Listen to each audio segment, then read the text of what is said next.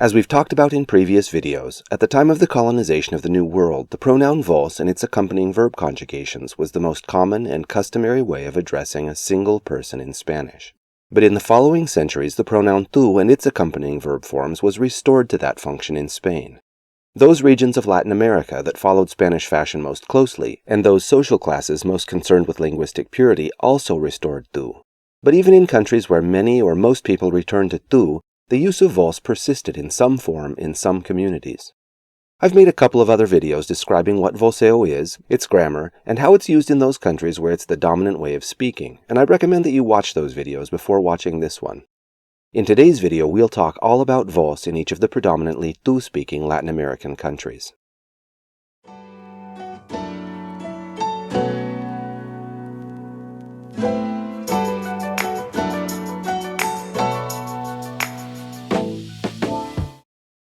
In this video, I'll refer to the use of tú and its accompanying verb forms as tuteo, and the use of vos and its accompanying verb forms as voseo. Mexico. With Mexico City as the capital of the Viceroyalty of New Spain for 300 years, Mexican territory was heavily influenced by Spanish fashions, customs, and culture. Consequently, Spanish varieties spoken in Mexico are among those that most thoroughly and completely restored tuteo as the second-person singular form. Still, historically, there were parts of Mexico where voseo persisted for a time. I've found resources that claim that there are at least remnants of voseo found in small towns and rural areas throughout this part of Mexico.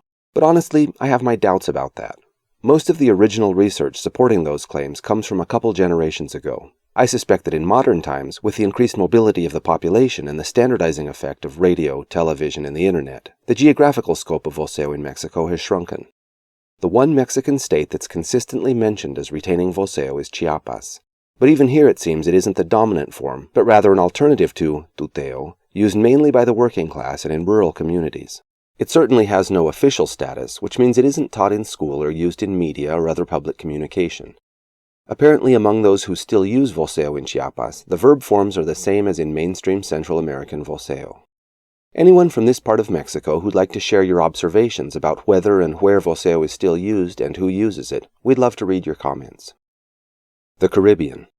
Among the Spanish-speaking Caribbean countries, tuteo is used exclusively in Puerto Rico and the Dominican Republic.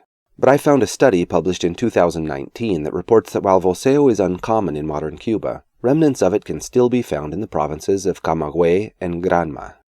In surveys and questionnaires administered by the author, younger and middle-aged people insist that they never use voseo, or only use it very rarely in a tongue-in-cheek sort of way, and it's only the generation of their grandparents that they've ever heard use it. People of the older generation didn't admit to using voseo much, but said that their generation still uses it some. Since the use of voseo has so severely declined in Cuba, both its grammar and social value have become confused in the current population. Some people report that the appropriate verb forms to use with vos are those of tuteo. Some believe that the standard Latin American voseo form should be used. Some feel that forms associated with usted would be best, and a fair percentage reported that the unaltered second-person plural forms are correct, along with the second-person plural pronouns and possessive adjectives.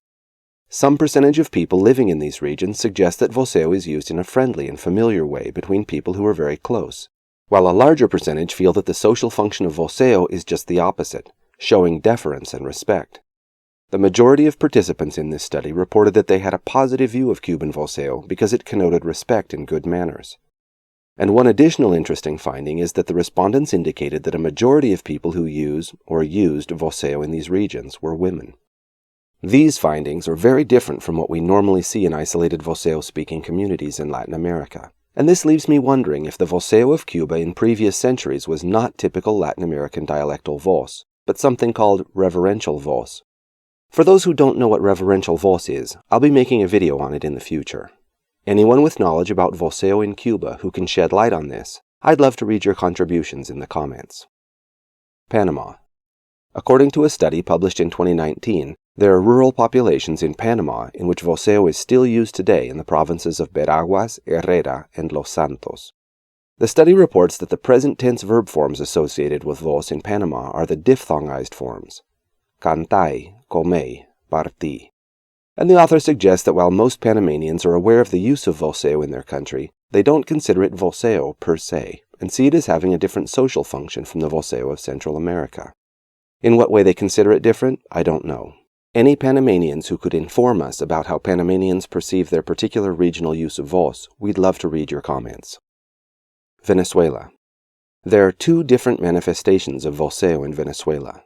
The Zuliano type, spoken to the east and west of Lake Maracaibo, and the Andean type, today pretty much extinct in Mérida and Táchira, and just barely surviving in Trujillo.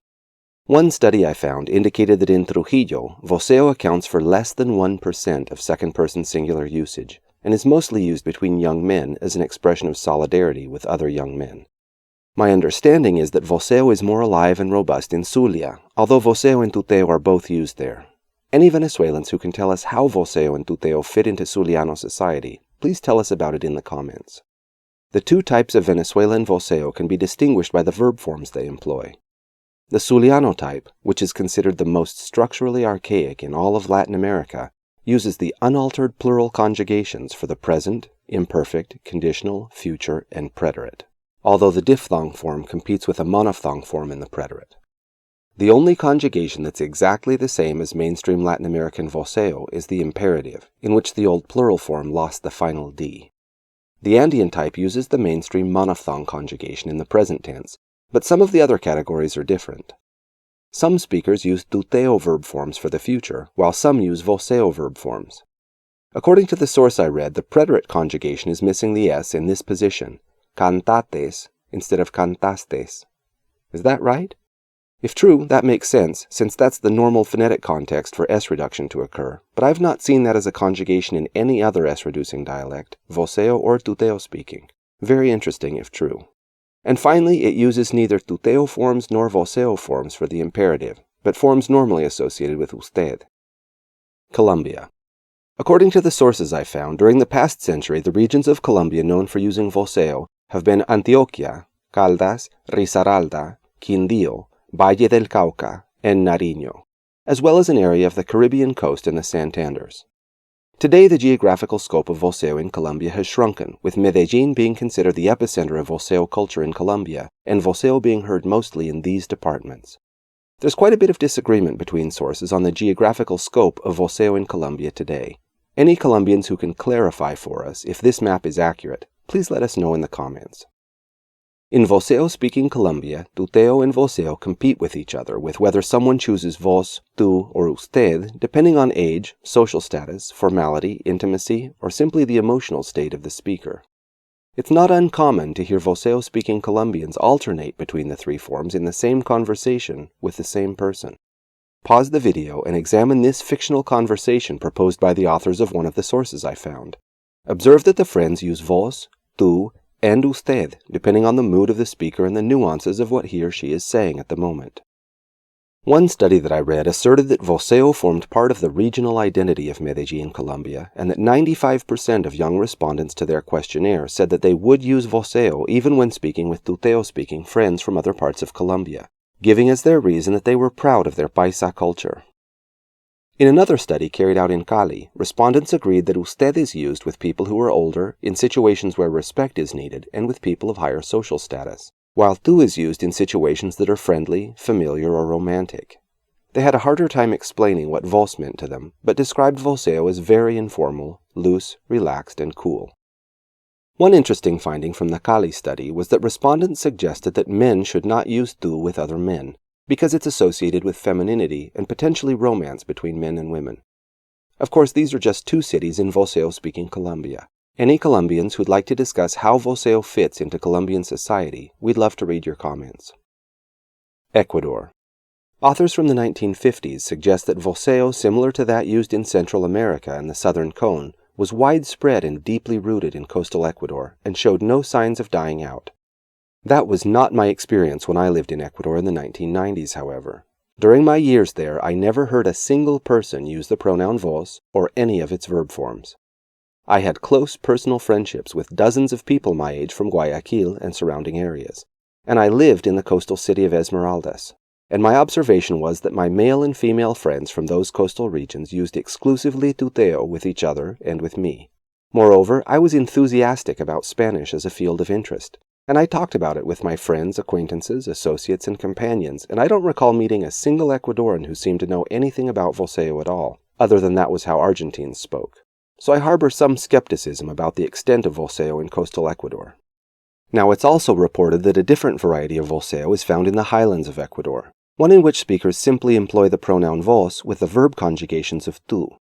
Various authors report that Ecuadorians throughout most of the highlands, with the exception of Loja, employ the pronoun vos in especially close relationships, such as between siblings and close friends, and that its use serves to reinforce social equality and solidarity. When I lived in Ecuador, I didn't witness this use of vos either, even when I lived in the highlands. But I believe that that's because the relationships I had with highland Ecuadorians were more formal and distant, relationships in which the appropriate form of address was usted. In more recent years, I've returned to Ecuador and developed friendships with men my age in the central highland city of Riobamba. And those friends have exclusively used the pronoun vos with me, accompanied by the verb forms of tuteo, just as the literature reports. And as a teenager, my daughter studied abroad in the northern highland city of Cotacachi, where she says her host sisters use the pronoun vos with each other and with her. So I can report personal experience with this variety of voseo in Ecuador. Any Ecuadorians who can tell us whether voseo is still used anywhere on the Ecuadorian coast, how it fits into society, and what verb forms are used with it, we'd love to read your comments. Peru. With Lima as the capital of the Spanish Viceroyalty of Peru for 280 years, Peruvian territory, like Mexican territory, was heavily influenced by Spanish fashions, customs, and culture. And much like Mexican Spanish, most varieties of Peruvian Spanish at every level of society restored tuteo as the second person singular. Today, a very large majority of Peruvians never hear voseo used by another Peruvian, and would probably deny that voseo exists in their country. But some authors report the continued use of vos in the Puno area, parts of Arequipa, and areas of the northern coast, but only among the lowest socioeconomic classes. These authors report that among voseo-speaking indigenous populations, ER verbs in the present tense indicative are sometimes conjugated with is. Comis, podis, sabis. One author I found suggests that in the area of Huánuco, Peru, voseo is, or was sometime in this century, used in a reverential form. Again, I'll make a video on reverential voseo in the future. Bolivia. As I mentioned in a previous video, Spanish in the lowlands of eastern Bolivia has many similarities to Argentine and Paraguayan Spanish, including an essentially identical form of voseo that's nearly universal in speech and writing. But in the Andean highlands and urban centers of western Bolivia, the Spanish is different, using different systems of second-person address and having more in common with other Andean dialects in terms of pronunciation.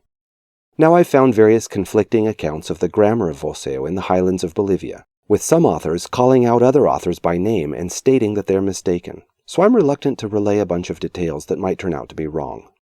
In general terms, authors seem to agree that voseo and tuteo are both used in the Bolivian highlands, and that when middle and upper-class speakers employ the pronoun vos, they generally pair it with the verb conjugations of tuteo, like in the highlands of Ecuador. They suggest that only the lower socioeconomic classes use voseo verb forms, and that those forms differ from standard forms, but authors disagree on what those forms are. I haven't found any information on the socio-cultural implications of voseo versus tuteo in highland Bolivia, but I suspect that it's much like in Ecuador, a way of indicating solidarity in relationships of social equality. We'd love to hear from anyone from the Andean region of Bolivia who can share with us how vos is used in this part of your country. Chile.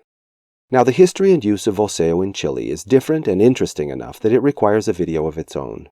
I've already made a video on Chilean voseo, which you can find in my voseo and dialectology playlists, but I plan on redoing that video with corrections and improvements in the future. Alright, this has been our discussion of voseo in predominantly tuteo-speaking Latin American countries, and Bolivia. If you've enjoyed this video or learned something from it, please give it a like and share it with a friend, and don't forget to subscribe so you don't miss out on future content.